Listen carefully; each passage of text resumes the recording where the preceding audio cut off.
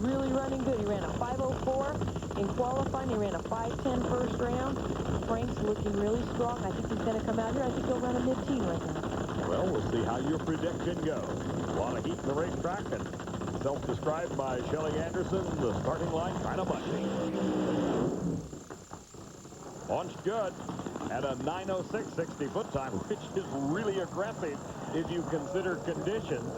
We have incremental timings at 660 feet, 330 feet, an eighth of a mile. We also pick up speed numbers at the eighth of a mile. You get in a elapsed time to 1,000 feet, and then, of course, the quarter-mile time of 1,320 feet. A lot of racers can use those times and the incremental timing to tune their race cars. Well, Jim Dunn's going to go back, look at a 9:06 60-foot time and say that's way too quick for the heat in this track and slow it down. And, of course, the problem there is you got to keep going down track, and it gets just a bit worse. Pairings for the semifinals. We'll have more racing when we come back. Welcome back to Sears Point International Raceway. We're in Sonoma, California for the Autolite Nationals. It is time for semifinal round of action. The final four in Pro Stock Eliminator. It is Jim Yates against Mike Edwards. And Edwards thus far this weekend has been one class car. Let's take a look how they reached this round. Here are the pairings from the first round and who won and how they advanced. Kurt Johnson raced Mike Thomas in round two, while Mark Powick took on Richie Stevens. The other half of the ladder saw Warren Johnson against Edwards, Jim Yates against Jake Coughlin, and I guess it kind of tips the hand a bit, doesn't it? Kurt Johnson will race Richie Stevens, while the winner of that last two pair I showed you a moment ago from round two are duking it out right now. Jim Yates and his Pontiac Firebird in the previous round had a 7:01 elapsed time. Mike Edwards slowed to a 7:06, but he had been remarkably quick earlier. In round number two, he ran 6:95. Really, the lane choice could be critical here. The track's totally different than it was in the first and second round. I think it's better now than it was second round. I think you're going to see these cars step up and run a lot quicker.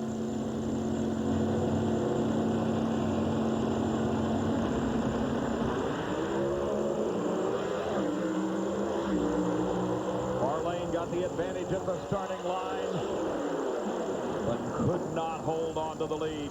6:96, the big numbers going to Yates at 197 miles an hour, a 7 flat for Mike Edwards, trailing by about 0.04 of a second. The margin of victory on that run was only 0.05 of a second.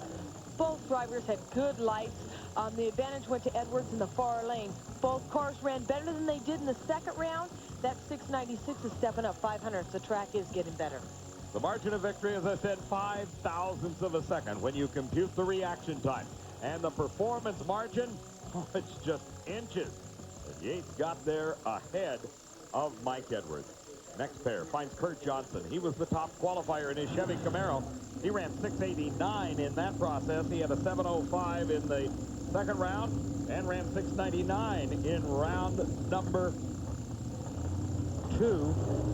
He's up against Richie Stevens, who trailed him with a 7:07. Kurt Johnson, #1 qualifier. I mean, this car's running so good, so strong. He's got 800s over Richie Stevens coming into this round. They call him the Kid. He is noted for quick reaction time. He won a couple of races on the IHRA circuit, driving mountain motored cars for Roy Hill, and made the switch about a year ago. NHRA 500 cubic inch racing. Gave Kurt maybe a little more than he might have expected. Kurt goes through 6:95, earning himself lane choice in the final round against Jim Yates. 200 miles an hour out of Kurt Johnson. His dad, Warren, who went out in the second round, had run 200 miles an hour, been the only car thus far to have done it. Now, Kurt accomplished it on this semifinal pass. Kurt's car left great, carried the front end, set it down nice and straight. I mean, it was a perfect run for Kurt Johnson. He's got lane choice by 100s going into the final. And problems set in for Richie Stevens. Right in the last few feet, you saw him shut down as Kurt Johnson streaked on to his opportunity to race in the finals. We're coming back. More racing action from Sonoma when we return. Welcome back to Sonoma. It is Top Fuel time, semifinal round of action. Before we get to this, let's go down to Alan Reinhardt. He's with Kurt Johnson. Well, Kurt, I guess after your dad went out, you're carrying the torch, huh? Well, we're actually getting down there, and, you know, as hot as it is out there, as slick as it is, we're out there spinning the tires. But as you can see, we're wearing holes in the quarter panels on these new well wheels we got. They're saving our butt today, but we'll get these things straightened out, get the offset right on these things, and this is probably the wheel of the future right here. Here's what he's talking about. Check the car right here. That's from the tire rubbing against the body. It's gotten hot enough that it's melting. But, hey, it's only got to go one more round. One more round indeed. Quickly, let's go down to Bill Stevens. Mac, the left lane is still the lane of choice here in the semifinals. One reason, we talked about it before, the bald spots on the launching pad in the right lane. Also, there are some bumps in the track, down track, and the top fuel teams say that that could upset the...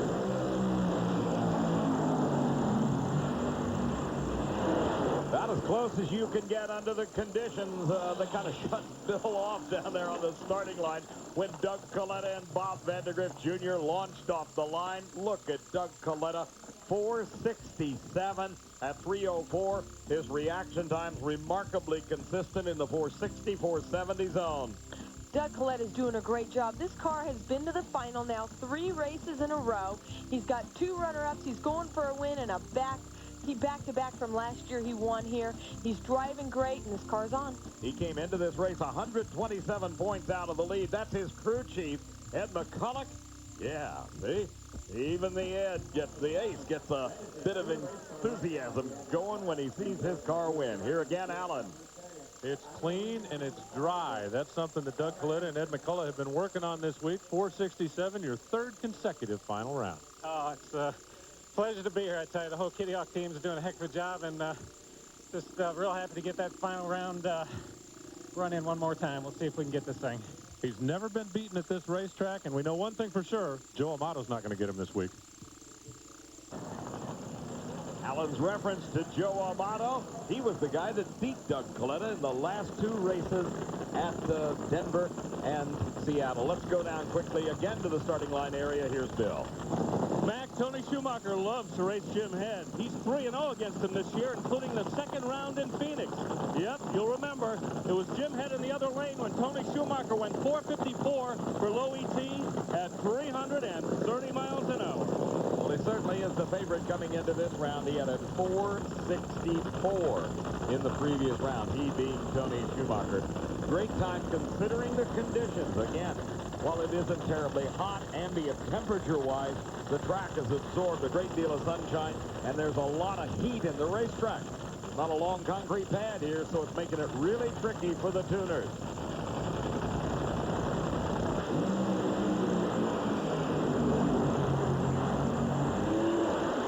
Tony Schumacher 1 round away from winning his first ever national event title, 466. He will get the lane choice in the final round against Doug Coletta. Here as we watch in replay, you see Tony Schumacher again going 320 miles an hour. I'll tell you, though, Jim Head, what a comeback. He got down the track all 3 races, never smoked the tires. He was right there. That's a nice comeback. It is, considering the crash in qualifying for Jim Head. But he just couldn't muster enough power to run with the Excite car of Tony Schumacher. How about that? 320 miles an hour once again. Here again, Alan Reinhardt. Tony Schumacher had to stop short on the track so he could start celebrating another final. Absolutely. You know what? It's the 7th final, man. Boy, Coletta's guys are tough, but Dan has a handle on this track. We're going in with lane choice. We've been getting better every run. And, man, 320, what a great run. This thing's making big power down track. Fantastic. Team X-Side, another final. These guys with radios are no fun. I can't surprise them with anything. Now they've got those earpieces, and their crew tells them exactly what they ran before they ever get the car to a stop. Lane choice in the finals, going to Tony Schumacher. How will it turn out? We'll find out in just a bit.